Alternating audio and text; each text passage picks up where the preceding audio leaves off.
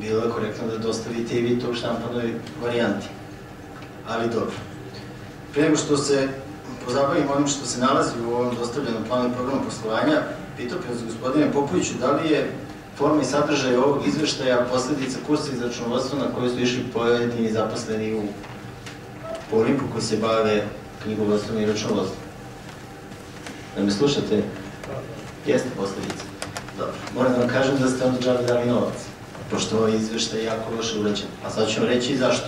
Jeste vi pročitali ovaj izveštaj, gospodine Popoviću?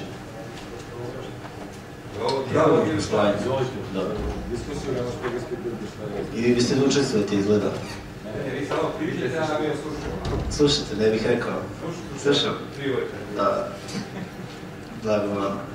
Pa evo ovako, znači ovo je pre svega plan i program poslovanja za 2015. godinu sa osvrtom na 2014. Međutim, ja moram da vam kažem da 40% ovog izveštaja čine podaci za 2014. A mi ćemo izveštaj o rezultatima vašeg rada za 2014. razmatrati za koji mesec. Dakle, nije mi jasno zašto tolika količina podataka u izveštaju koji treba se odnosi na godinu koja sledi. Mogli ste da upotrebite jednu tabelu kao neku uporedni prikaz i to je to. Znači, prvi put 2015. spominjete negde na 10. strani. Dakle, vrlo jako puno suvišnih dokumenta ovde imate. Strana 8, analiza poslovnog okruženja. Ja moram da vam kažem da ovo što ste vi ovde naveli nije analiza poslovnog okruženja. Znači, ovo su opšti podaci o sportskim centrima i nekim drugim ustanovama na teritoriji grada Beograda. I ja mogu da razumem da vi navodite recimo Šumice, da navodite sportski centar Vračar, pa ajde, znači i Tašmajdan i Banjicu i tako dalje, ali stvarno mi nije jasno. Stvarno mi nije jasno dakle Beogradska arena u ovom izveštaju. I nije mi jasno zašto ste navodili neke drugi sportski centri koji se nalaze po 15 i 20 km daleko odavde. Ja sam siguran da građani koji žive u okruženju tih sportskih centara ne dolaze na ono da koriste sadržaje usluge. Ali ajde i to da ostavimo po strani. Ako već bavite se analizom, onda ste trebali da nas ovde obavestite recimo koliko konkretno karata za letnje plivalište sportski centar Tašmajdan prodao. Pa da vidimo u poređenju sa onim što je uradio Olimp. Da li su bolji ili loši? Koliki prihod je ostvario sportski centar Vračar od zakupa teninskih terena? Pa da vidimo koliko je ostvario sportski centar Olimp.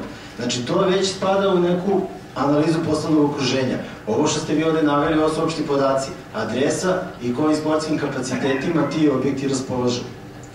Na strani 10 kažete fizički obim aktivnosti za 2015. godinu. Znači, primetio sam da ovo istu rečenicu postoji izveštaj poslovnog prostora. Znači, ja vas molim da to glasi obim aktivnosti za 2015. godinu. Jer ako navodite fizički obim, to bi značilo da imate neki psihički obim aktivnosti, a onda bi bilo dobro ako imate da ste to ovde prikazali u izveštaju.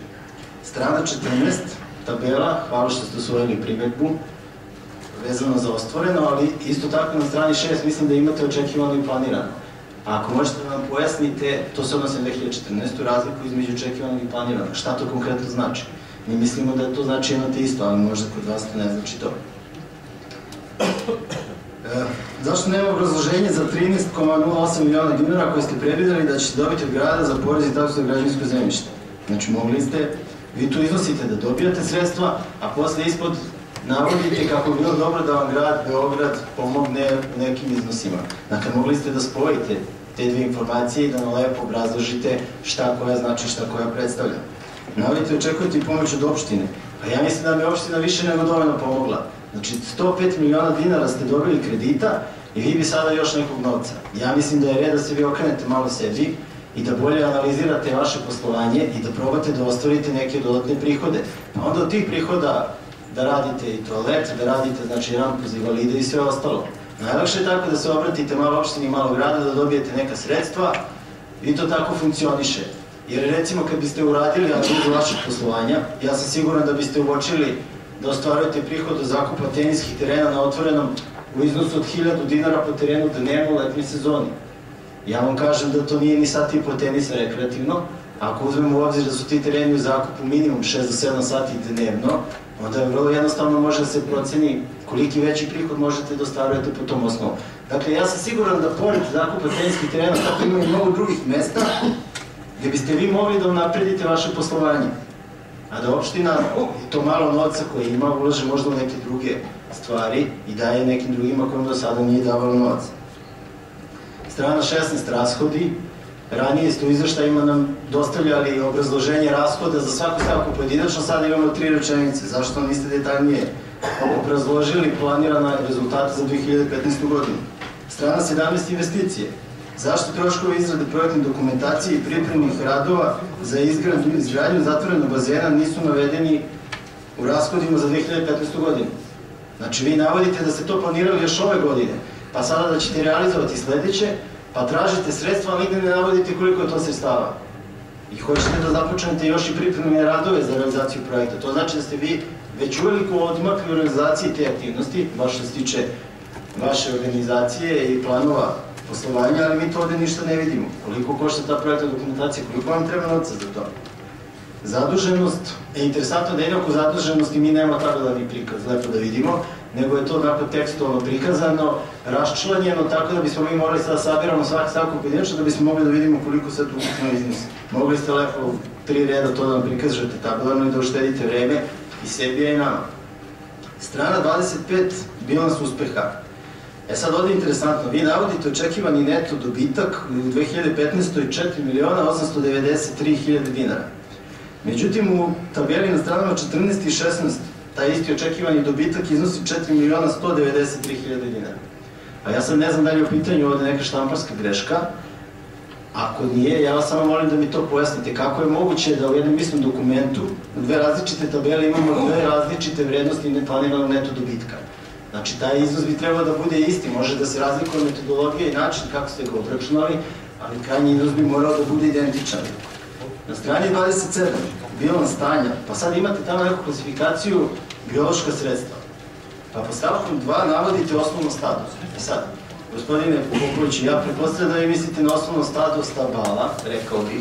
Međutim, neko ko čita ovaj izveštaj bi mogla da pomisli da vi možda mislite na osnovno stado ovaca, koza, pa da planirate da počnete se baviti stočarstvom, možda da kupite stado ovaca ili koza, pa onda da oni održavaju zelenu površinu, da ne morate nekoga da angažujete da to drugi radi. Znači, ja samo iznosim neke pretpostavke šta bi sve moglo da padne napamet nekome ko ovo pročita. I ono što je posebno interesantno, recimo, strana 36, tabela naknada za 2015. godinu, pa vi tamo ostavljate prostor za upravni odbor. Vi verovatno znate da upravni odbor više ne postoji kao kategorija, već samo nadzorni odbor, pa mi nije jasno zašto to unosite na plan rada. I onda 36. do 41. strana, prazna tabela. Znači, ja još nisam vidio ni jednom izveštaju o planu poslovanja da postoje prazne tabele bez unetih podataka. Ako već nemate podatke koje treba da unesete, onda to ne stavljate u plan poslovanja. Znači, ovo je stvarno jedna vrsta neozbiljnosti. I na kraju, moram da kažem da je primetan i očigledan trud da vi ovaj izveštaj uradite što bolje. I da ste htjeli da što više informacija bude prisutno, međutim, mislim da je to greška, da ovaj izveštaj treba da bude duplo kraći i zbog svih ovih primedbi i propusta koje sam naveo, mi nikako ne možemo da glasamo za ovaj izveštaj, da ćemo glasati protiv, a voleo bih od vas da čujem odgovore i pojašnjenja za sve ono što sam ovde iznao. Hvala.